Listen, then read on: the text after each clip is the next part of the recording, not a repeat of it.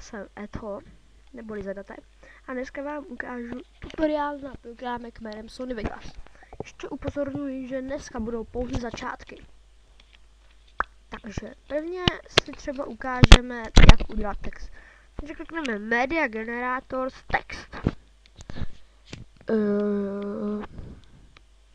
Teď si vybereme, jak chceme. Já třeba budu chtít takovýto.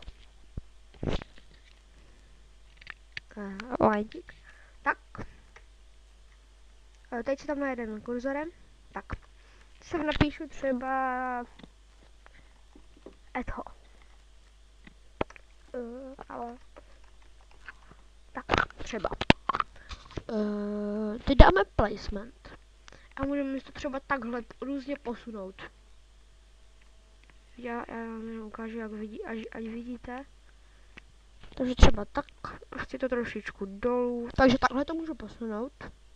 Jo, ještě jsem zapomněl, že tady si můžete učit nějaké písmo. Já si dám tady tohle. A tady si můžete určit velikost. Já třeba si dám 60. Tak, to jsem vám ukázal, properties jsou barvy. Tady si určíte pozadí, já si třeba dám takovýhle modrý. A barvu si dám takovouhle, písma jako FX, můžete udělat třeba takhle.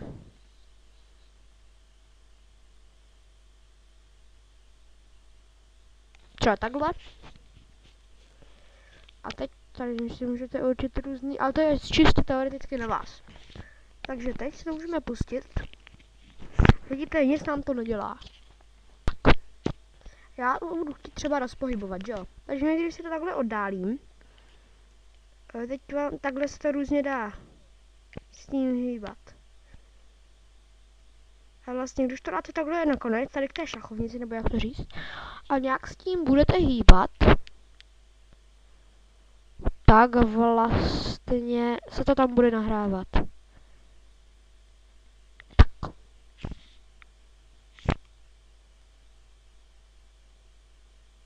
A já koukám, že se mi to nenahrávalo. Omluvte za malý problém, ale já třeba budu chtít mít takhle nějaké veliké a potom postupně, aby se mi to zmenšovalo. Počkat, no.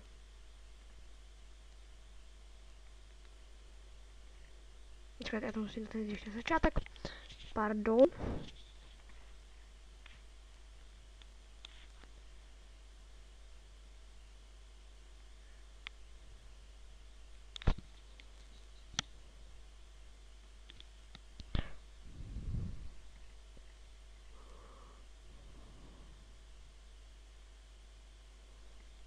Moment.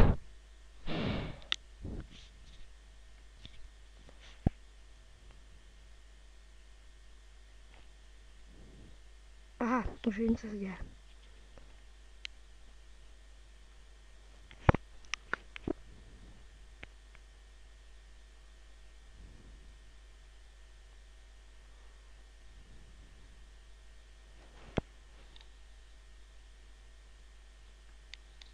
Tak, teď by se nám to mělo nahrát.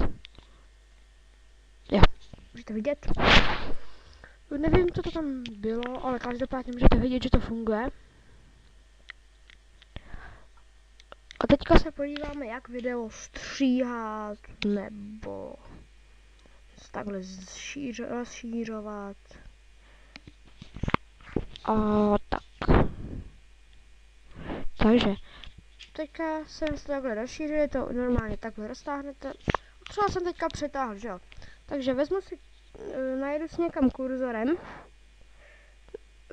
třeba sem. Kliknu těsně před něj, vidíte, něco se nám označuje. A třeba tady takhle, to chci, tohle, aby tam nebylo. A zmáčknu tlačítko delete. A můžete vidět, nic tam není. Já si řeknu, ježišmarja, dělal jsem to blbě. No, třeba tak. Takže, teďka si ukážeme, jak tam k tomu dát písničku. Takže dáme insert audio track. A já semka vložím třeba JSON. A vlastně hudba jde střihnout také. Takže já budu chtít takový úvodní intro. I s hudbou. Takže pustíme si to.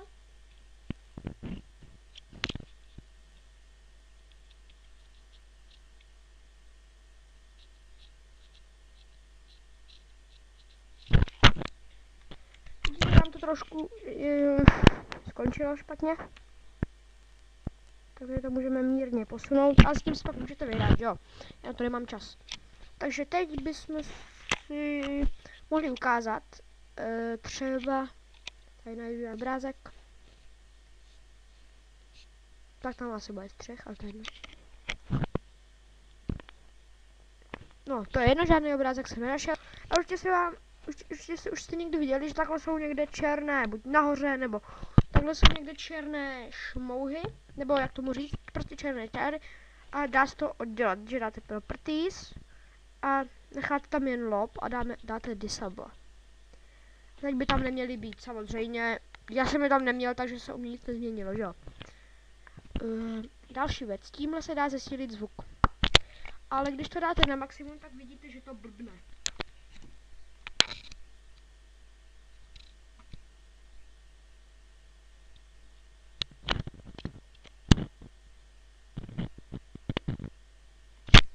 Můžete vidět, že je to blblo. Já většinou dávám někde tady takto.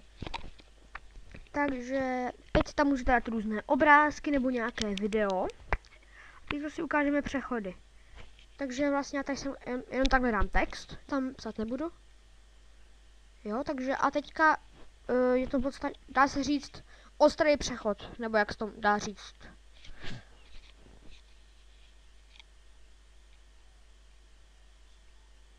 To takhle text, což není moc hezký, že jo. Takže já si tam něco takhle v rychlosti dám, třeba tohle se mi líbí. Tak. A teď můžete vidět.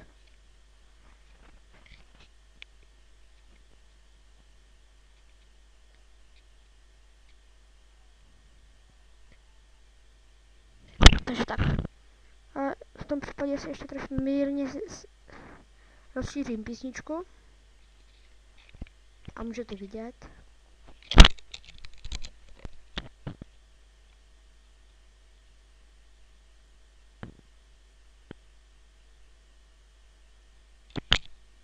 Já vidím, že jsem dal ještě pořád málo, ale to už je opravdu jenom na vás.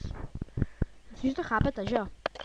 Takže teďka bychom si mohli ukázat, jak, že vlastně když to uložíte, tak vám vznikne jenom projekt z Vegasu. Takže nejdřív to takhle dáte a sem kliknete.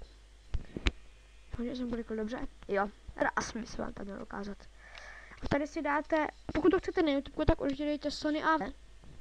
Protože to je formát MP4, který je úplně nejlepší na videa pro YouTube a nemá to ani moc velký.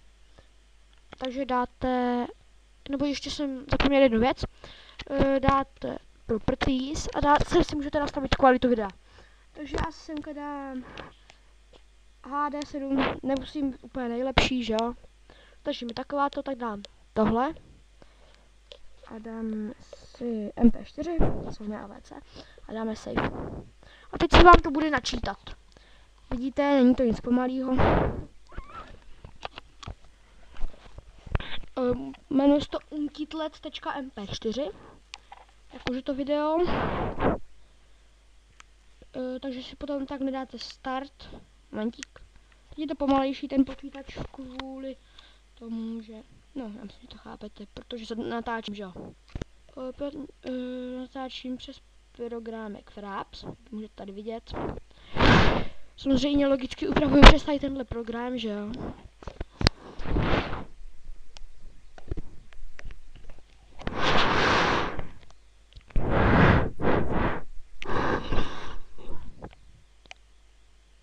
Jo a vidíte, teďka se mi tam zrovna dali ty černý.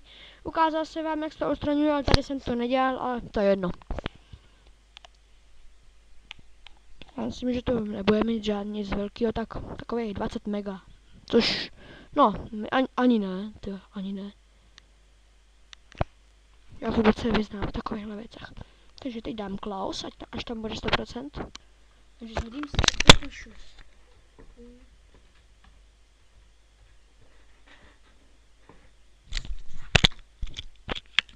Takže tak. A dám to sem na plochu třeba.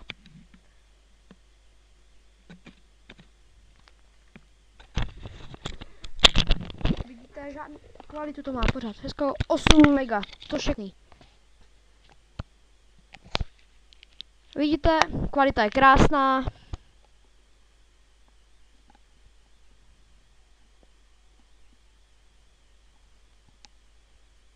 Jo, takže tak.